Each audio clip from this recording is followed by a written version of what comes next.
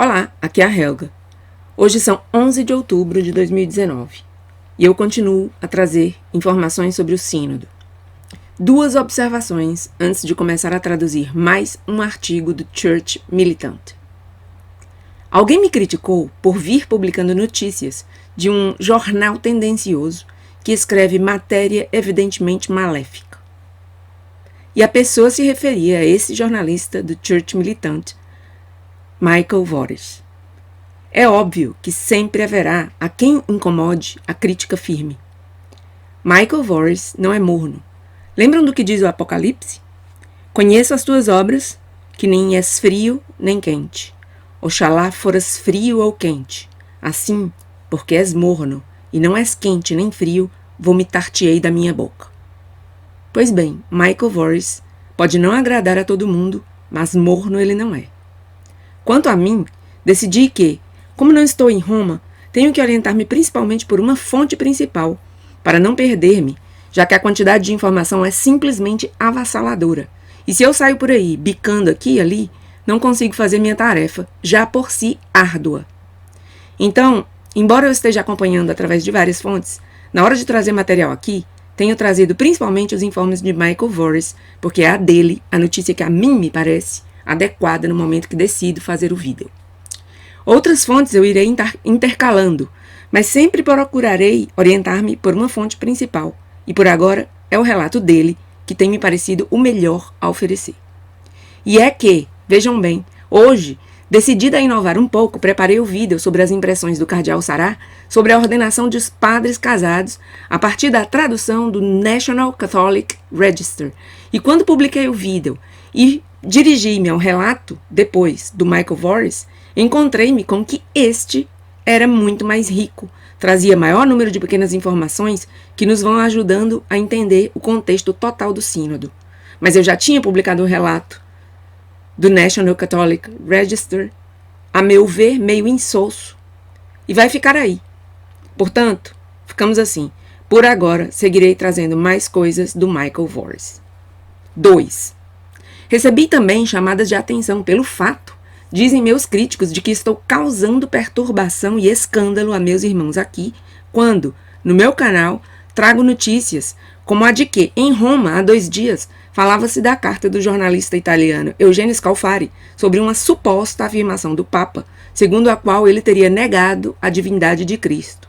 Já que tudo isso não passa de boatos, eu deveria então abster-me de publicar esse tipo de coisa, dizem. Quero deixar claro que o que coloco a serviço de outras pessoas aqui é principalmente meu conhecimento de idiomas e a disponibilidade de tempo que tenho neste momento para sentar-me e realizar esse trabalho que, repito, é duro. Pois bem, boato ou não, essas são coisas que estão sucedendo em Roma e sobre as quais, muitas vezes, os meios de comunicação no Brasil não informam ou informam de modo muito superficial. Essas coisas estão aí ocorrendo, e meu canal é um canal de informação, gostem ou não os que vêm aqui do tipo de informação que eu trago. O que não vou fazer é aplicar uma censura prévia do que vou trazer. Porque, como diz o cardeal Viganò, sobre quem esse vídeo tratará, não vou prostituir minha alma, rendendo-me à ditadura da opinião atual. Não venho aqui falar do que as pessoas querem ouvir, na esperança de ser aplaudida. Venho trazer as informações às quais eu, por conhecer idiomas estrangeiros, tenho acesso. Outra coisa, muito nos últimos anos tenho escutado de pessoas muito mais tranquilas do que eu, que não se abalam com as coisas que a mim me angustiam. Por exemplo, o gravíssimo caso da verdadeira invasão muçulmana de que é vítima, hoje, a Europa. Dizem-me, desde 2015, quando Angela Merkel abriu os portões da Europa para uma invasão totalmente desregularizada. Helga, não se preocupe, vai haver uma reação popular. Reação de quem? Dos outros? Não sou eu quem tenho que reagir e assim unir-me à reação dos outros? Outras pessoas me dizem, Helga, não se desgaste com essas coisas, você não pode dar jeito.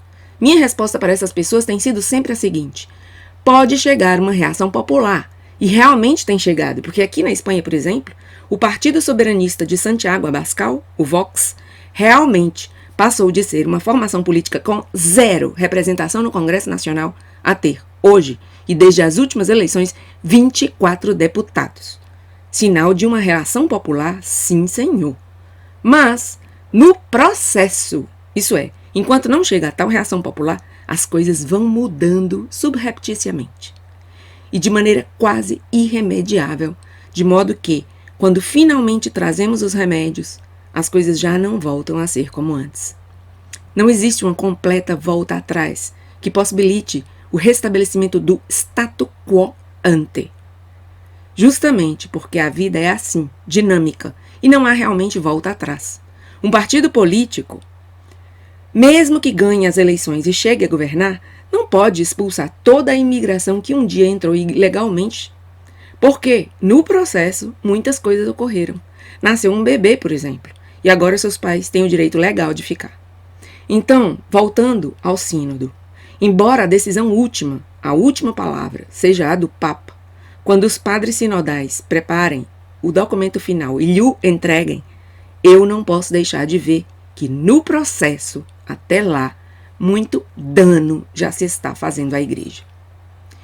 Embora possamos e devamos rezar muito para que Francisco evite o fim que todos tememos, o sínodo, sob meu ponto de vista, é já em si um grande dano.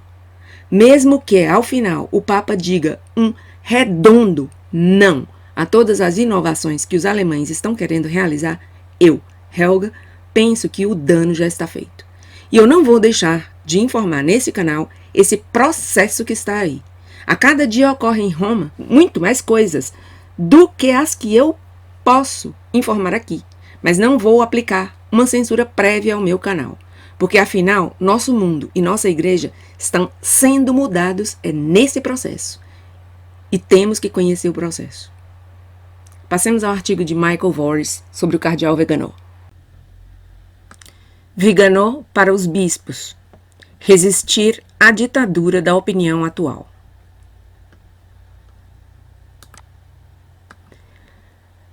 O arcebispo Carlo Maria Vigano emitiu outro aviso a seus irmãos bispos, dizendo-lhes que aqueles que se rendem à ditadura da opinião atual prostituem suas almas.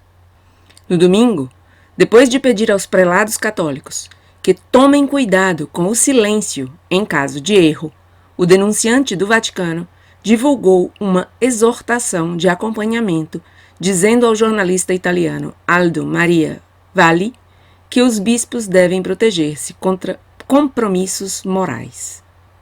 O arcebispo Vigano começou sua declaração criticando o encontro de sábado entre o Papa Francisco, seus novos cardeais e o Papa emérito Bento XVI, como um truque de relações públicas.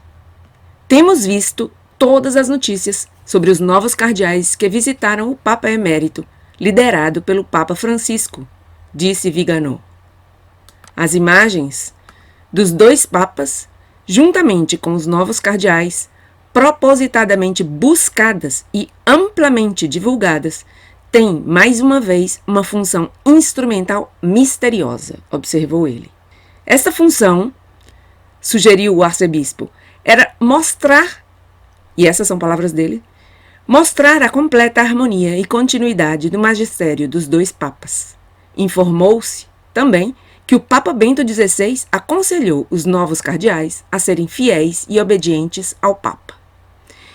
Segue falando ainda Vigano. Em reparação pelo abuso ignóbil cometido contra o Papa emérito e pela exploração indigna de sua imagem, continuou Vigano, parece-me adequado e apropriado que os bispos que se reuniram no Sínodo para a Amazônia para proteger a Mãe Terra pudessem também receber uma palavra do Papa Bento XVI. Dessa vez, uma palavra que é autêntica. Eita, que crítica. O arcebispo relatou uma homilia que Bento XVI deu aos membros da Comissão Teológica Internacional em 6 de outubro de 2016. E aqui são as palavras de Bento XVI, as que eu vou ler agora. E nosso discurso e pensamentos devem sempre servir para garantir que o que Deus diz, a palavra de Deus, seja ouvida e encontre espaço no mundo, declarou Bento XVI. Assim, mais uma vez nos sentimos convidados a esse processo de perder nossas próprias palavras, esse processo de purificação, para que nossas palavras não sejam nada além do instrumento através do qual Deus possa falar. Bento XVI continuou. Nesse contexto, surge uma bela frase da primeira carta de São Pedro. É do versículo 22 do primeiro capítulo. O latim é assim: Castificantis animas nostras in obedientia veritatis. A obediência à verdade deve purificar nossas almas e, assim, guiar-nos ao discurso correto e à ação correta. Em outras palavras, falar na esperança de ser aplaudido, governado pelo que as pessoas querem ouvir, por obediência à ditadura da opinião atual, é considerada uma espécie de prostituição das palavras e da alma.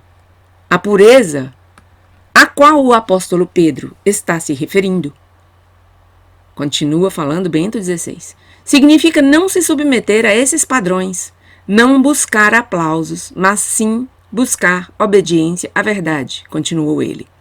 E acho que essa é uma virtude fundamental para o teólogo, essa disciplina de obediência à verdade, que nos torna, embora isso seja difícil, colaboradores da verdade, porta-vozes da verdade, observou Bento XVI. Porque não somos nós que falamos no rio de palavras de hoje, mas é a verdade que fala em nós, que é realmente purificada e tornada casta pela obediência à verdade, acrescentou. E assim é que podemos realmente ser anunciantes da verdade. Continua ainda Bento XVI. Quem te ouve, me ouve. Que admoestação! Que exame de consciência essas palavras são! Exclamou Bento XVI. É verdade que aqueles que me ouvem estão realmente ouvindo o Senhor? Vamos trabalhar e orar para que seja cada vez mais verdadeiro que aqueles que nos ouvem ouçam a Cristo. Amém. Agora fala o autor do artigo, Michael Voris. As contínuas exortações de Viganò são as últimas de uma série de advertências que o arcebispo emitiu nos últimos meses. Em junho, ele declarou que uma máfia corrupta assumiu o controle de muitas instituições da igreja, de cima para baixo, e está explorando a igreja e os fiéis para seus próprios propósitos imorais. Em agosto, Viganò alertou que Cristo está ausente do documento de trabalho do Sínodo da Amazônia e, em setembro, ele descreveu o novo paradigma do Papa Francisco como uma nova igreja que se está construindo. E aqui termina o artigo. Nada mais. E eu vou terminando por aqui. Até o próximo vídeo. Se você gostou, compartilhe, dê um like.